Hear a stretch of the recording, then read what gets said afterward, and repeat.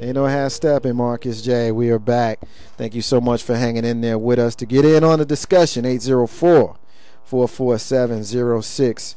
804-447-0601. When we went to that last break, I asked y'all, I told y'all that we would talk about something that went on in Philadelphia, Las Vegas, and Kansas City. Before we get to that, I want to ask Big Rube a question. Big Rube, what's going on in D.C., yo?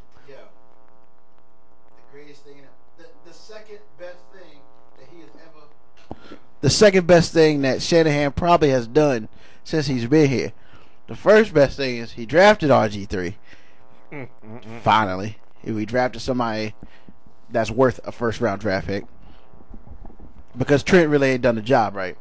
And then he said there's no quarterback discrepancy. There are no quarterback issues. RG3 will be the starter game 1 of the regular season.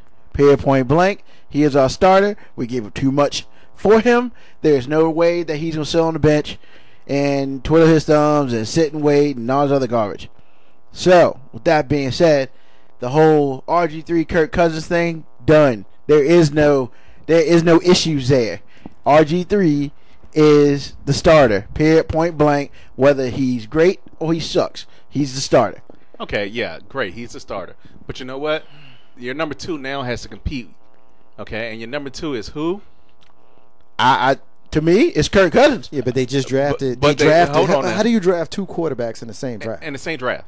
Because, exactly. But I mean, it's are you going to tell me that the second one is going to get molded somehow and then become trade bait? Well, if RG3 is the answer, he'll never get on the field. You don't give your second quarterback any reps, and if you expect this guy to be able to be viable, even as your backup or as the backup for someone else, he has to get some reps.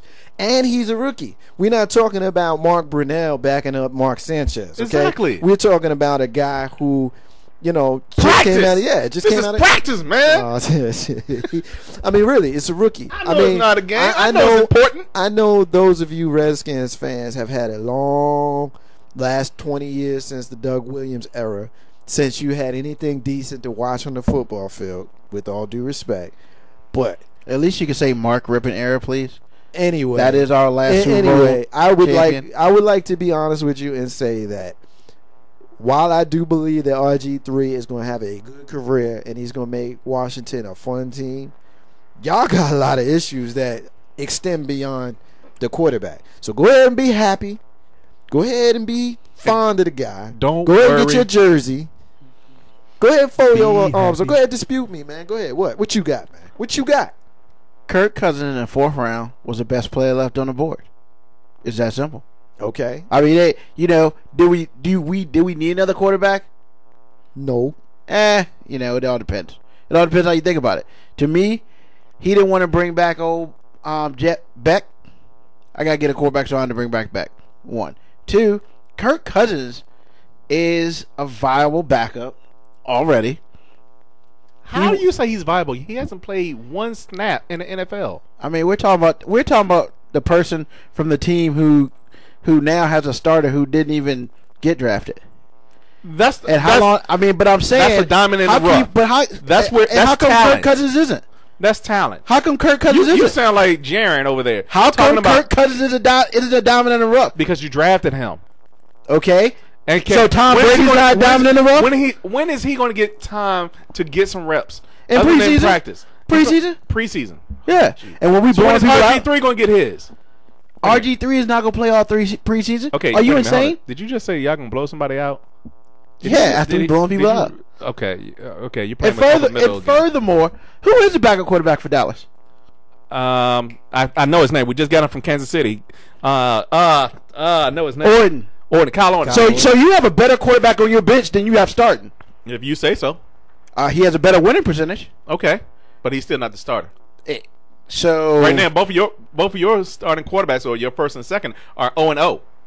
Okay. And when they start, they will be 0-1. And after they beat Dallas this year, we'll be 2-0 against y'all. Okay. And that's about it. After we beat you on Thanksgiving Day. You know what? Boom. Your Turkey Day is going to be booty. Really, man. All I'm saying is, don't lose on Turkey Day. Don't lose on Turkey Day. Don't bring up. Okay, you know Don't what? lose on Turkey You Day. know what? Let's go ahead and talk about these suspensions because you know what? You on crack right now. My man Vilma says he's going to appeal, and he was just doing what he was told to do. He's an idiot. Yeah, just like any Redskin fan said in this room right now.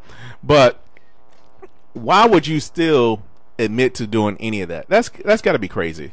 To say I'm going to pay you to hurt somebody and take somebody out the game and all that kind of craziness. First of all, he's a Vilma. I like Jonathan Vilma.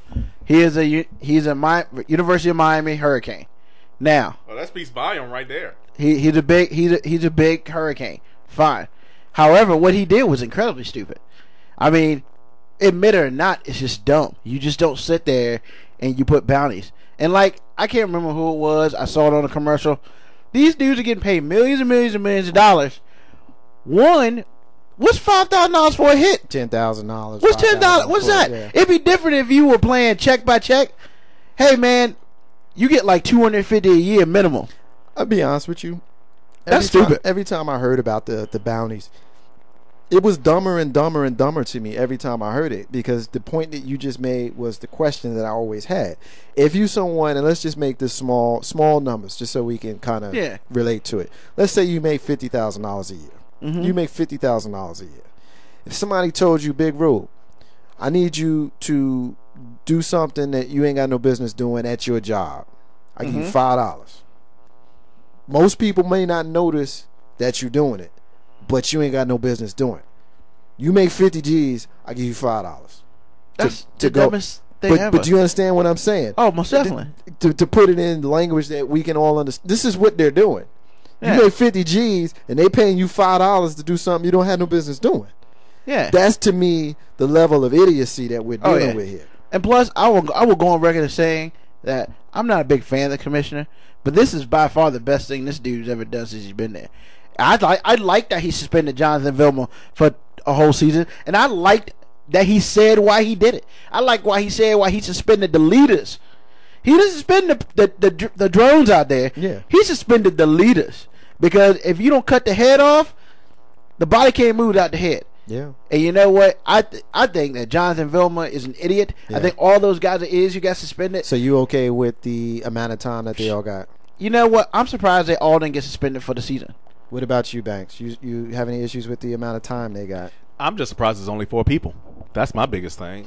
You have people who are upset that a couple of players are with other teams and they didn't get the chance to draft for need when you lost a player for anywhere from 8 to 6 games. Right. But that friend said it was unfair to them. But this came out before the draft, and they knew that it's possible that these guys can get sanctioned. Right. So you take that chance. Right. And 3 teams took the chance, and they got busted. And well, you losing people. And you know, I don't feel bad for these guys. Yeah. I don't feel bad for these guys. They make more than me. And you're gonna do something dumber than something I would do? No, I don't feel bad for you at all.